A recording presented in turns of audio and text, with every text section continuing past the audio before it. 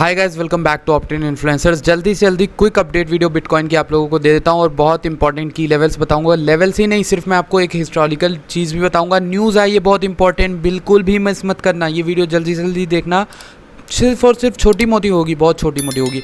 चलते हैं जल्दी से सेशन के अंदर, लेकिन उससे पहले टेलीग्राम से जुड़ जाओ या डिस्क्रिप्शन में आपको लिंक मिलेगी पहली, उससे टेलीग्राम से जुड़ो, क्योंकि मैंने आपको वहाँ पे समय रहते कई सारी चीज़ें बता दी थी टाइम रहते, और क्रैश के की सपोर्ट लेवल चार्ट्स वगैरह सब आपको वहीं पे भेज दिए। तो टेलीग्राम से जुड़ो, 2 सेकंड तो आप टेलीग्राम मिलो। इस वीडियो को यहीं पर पॉज करो, टेलीग्राम पर जाओ, टेलीग्राम ज्वाइन करके तुरंत वापस आओ। ठीक, अब बात कर लेते हैं। यहाँ पर देखिए क्या है कि कल मैंने आपको अपने चार्ट आपके साथ डिस्कस किया था ना, बहुत इंपॉर्टेंट चीज़ बता रहा हूँ जो मैंने नोटिस की है, वो चीज़ मुझे आपके साथ शेयर करनी है। जल्दी से देखिएगा, कल मैंने 3 आपको लेवल बताए थे। एक था 44K का, दूसरा था 42K का, और तीसरा था हमारा 38K का। ठीक, लेकिन तीनों में से आप देखोगे हमारे 2 लेवल एग्जैक्टली प्ले आउट कर गए। 44K ब्रेक हो गया, जैसे ही 44K ब्रेक हुआ 42 पे आके इस कैंडल ने सपोर्ट लिया था, लेकिन उसके बाद जो अगली कैंडल आई, उस अगली कैंडल ने फिर वहाँ पे एक बेयरिश सिनेरियो दिखाया, और ये विक जो बनी, ये बनी $40,000 तक।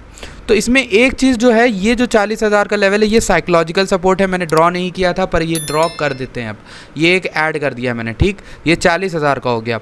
अब यहाँ पर कितने लेवल बचे हैं हमारे पास? दो लेवल, जो जितना हम जा सकते हैं, मतलब जितना हम में पॉसिबिलिटी है जाने की। मतलब अगर इससे ज़्यादा अगर केस हुआ तो फिर हमें क्रिप्टो मार्केट मतलब बहुत बुरा हाल देगी और बहुत अगली हो जाएगी, बहुत डर्टी हो जाएगी अगर इससे ज़्यादा कुछ गया। हमारा मैक्सिमम 38K का लेवल है जो इसको रिटेस्ट करना चाहिए, और क्यों करना चाहिए मैं जल्दी बताऊंगा अभी आपको। लेकिन फ़िलहाल के लिए आप देखो कि ये जो कैंडल है ये ऊपर गई, और 40K के आसपास यहाँ से एक छोटे लोगों की एंट्री अगर जिनकी होगी वो अच्छा खासा स्कैल्पर्स ने कमाया होगा, पर ऊपर पुश बैक कर रहे हैं। ठीक है बायर्स, लेकिन अभी नेक्स्ट हमारा क्या है? 40K और उससे नीचे 38K। मेरे ख्याल से 40K साइकोलॉजिकल सपोर्ट है, तो इसको ब्रेक नहीं करना चाहिए। पर अगर ये ब्रेक हो गया, और मुझे लग रहा है आज ही हो जाएगा, अगर फियर एंड पैनिक काफ़ी बना रहा, तो हम $38,000 का जो है लेवल टच करेंगे। और ये इंपॉर्टेंट है, और क्यों करेंगे ये मैं आपको बताता हूँ। मेरे ख्याल से, मुझे अब बोलना तो नहीं चाहता हूँ, क्योंकि अगर मैं बोलूँगा तो आप लोग और सेल ऑफ करोगे और बेचोगे, बट मेरे ख्याल से 38,000 का मुझे दिख रहा है, मुझे लग रहा है, पता नहीं क्यों लग रहा है, बट 38,000 का लग रहा है। ठीक, क्योंकि कुछ सिनेरियोज़ हैं, कुछ न्यूज़ हैं जो मुझे आपको बतानी है। सबसे पहले अगर हम दिखाएं एक और चीज़ जो इंपॉर्टेंट आपको नोटिस करानी है, वो देखिए, ऐसे देखिए दोनों को। ये एक बुल रन थी जो हमारे पास हुई थी अप्रैल के समय तक। ये बना, ये तो वो था हमारा, उसको क्या कहते हैं, इलियट वेव, आप जिसको कहते हैं इलियट वेव। ठीक, तो यहाँ से आप देखोगे ये पीक बना 1 2 3 4 5 6 7 8, गिरे नीचे। ठीक, आप कह सकते हो 1 2 3 4, चौथा एकदम नीचे बन गया, हम यहाँ पर नीचे टूट गए। ठीक, अगर हम इसको एक बुल रन मान के चलें, ये एक पूरी बुल रन तो थी ही ना, तो हम इसको एक पूरी साइकिल का बुल रन मान के चलें, और इस साइकिल से हम रिकवर कर गए और एक नेक्स्ट बुल रन में आ गए, तो जो अगली बुल रन है उसका सपोर्ट क्या होना चाहिए? पिछली बुल रन का जो रेजिस्टेंस था ना, ये रेजिस्टेंस एरिया है। वो कौन सा एरिया है? ये एरिया रेजिस्टेंस एरिया है, जो मैंने अभी आपको ड्रॉ करके बताया, और अभी मैंने आपको वर्डिंग से भी बताया। आप देखो क्यों मैं बोल रहा हूँ, इस बुल रन से पहले भी प्राइस इस जगह रहा था और काफ़ी समय रहा था, तो क्यों ये जगह इतना इम्पॉर्टेंट बन जाती है हमारे होल्ड करने के लिए।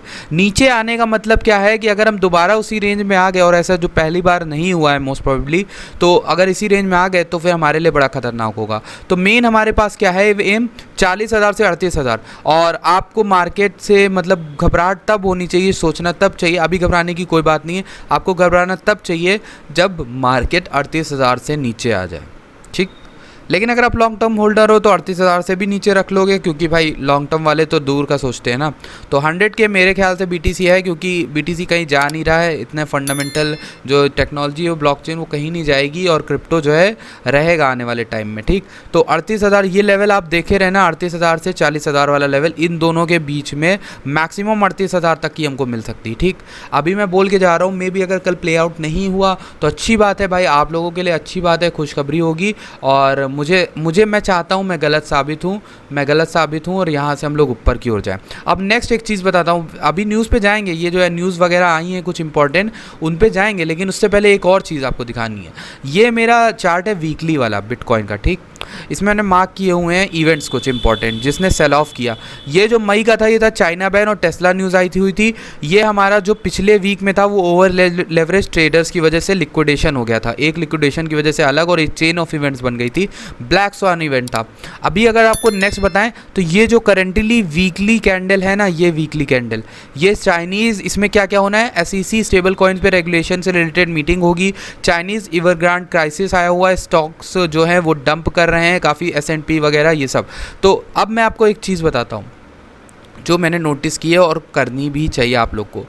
20 कौन सा है ये, 20 EMA लगा के देखना वीकली, 20 EMA वीकली, ठीक। जब जब हम 20 EMA को ब्रेक किए हैं, इस पार्ट में जैसे ब्रेक किया मैंने, हम लोगों ने, सॉरी, इस जगह पे ब्रेक किया बिटकॉइन ने, तो इस जगह पे जैसे ही ब्रेक किया हम बहुत बड़े कैपिटलेशन इवेंट में आ गए, यानी बियर मार्केट में छोटी सी, ठीक।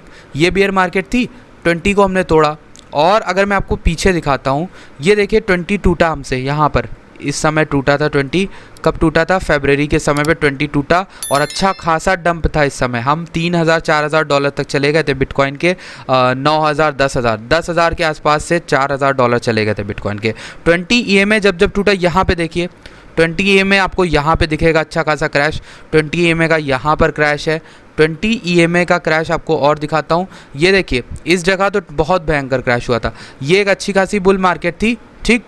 ये थी आपकी 2017 वाली, दिसंबर तक जो चली थी। इस बुल मार्केट में 20 EMA यहाँ पर ब्रेक हुआ, हम टूटे, यहाँ पर उससे नीचे ही 20 EMA रहा और रेजिस्टेंस बनता रहा। तो 20 EMA के ऊपर गया ही नहीं, मतलब एक दो विक ज़रूर बन गए लेकिन उससे ऊपर गया ही नहीं। और फिर 20 से ऊपर जब गया तो अच्छी खासी बुल मार्केट स्टार्ट हो गई, लेकिन 20 टूटते ही हम नीचे बहुत भयंकर आ गए, ठीक। अच्छा, इन सब का मैं बताना क्यों चाह रहा हूँ, क्यों बताना चाह रहा हूँ, आता हूँ ज़रा वापस अपने चार्ट पे जहाँ पर मैं था। तो ये है हमारा आज का, ठीक, आज का नहीं, सॉरी, ये मतलब कि इस वीक का। तो ये जो कैंडल है ये वीकली कैंडल है, मतलब ये इस हफ्ते को दिखा रही है, ठीक। और आज जिन लोग को नहीं पता है अगर कैंडल स्टिक वगैरह, ये पिछला हफ्ता है, ये उससे पिछला हफ्ता है। उससे पिछले हफ्ते में बियरिश मार्केट स्टार्ट हुई थी और ये उसका टॉप था, इस शॉर्ट बुल रन का टॉप था मेरे ख्याल से, ठीक। उसके बाद ये हम नीचे है। अगर ये जो है ये वीकली 20 EMA जो वाइट लाइन आपको दिख रही है, थोड़ा सा इसको और डार्क कर दूं क्या, अगर दिख नहीं रही है तो थोड़ा सा डार्क कर देता हूँ मैं इसको।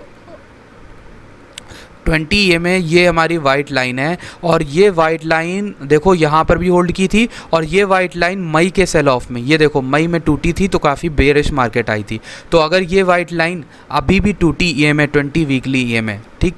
तो ये देखिए एक एक वीक ऑफ चलता है, वीक ऑफ मतलब वीक चलता है, एक वीक बनी, ये 2 वीक बनी, ये वीक बनी, ठीक। तो ये वीक चलती है, बट क्लोजिंग जो है वो इम्पॉर्टेंट है। क्लोजिंग ऊपर हुई है, क्लोजिंग एकदम सट के इधर ही पर हुई है, क्लोजिंग इसकी भी यहीं हुई थी। अब हमें चाहिए कि ये जो वीकली, ये जो जिसमें हम वीक में हैं, ये वीक एकदम इससे ऊपर हो, इस लाइन को ऐसे जाए और हमारा जो कैंडल हो अगला वो यहीं पर रुक जाए, ठीक। तो हम यही चाहते हैं कि हमारी कैंडल क्लोजिंग यहीं पर हो जाए।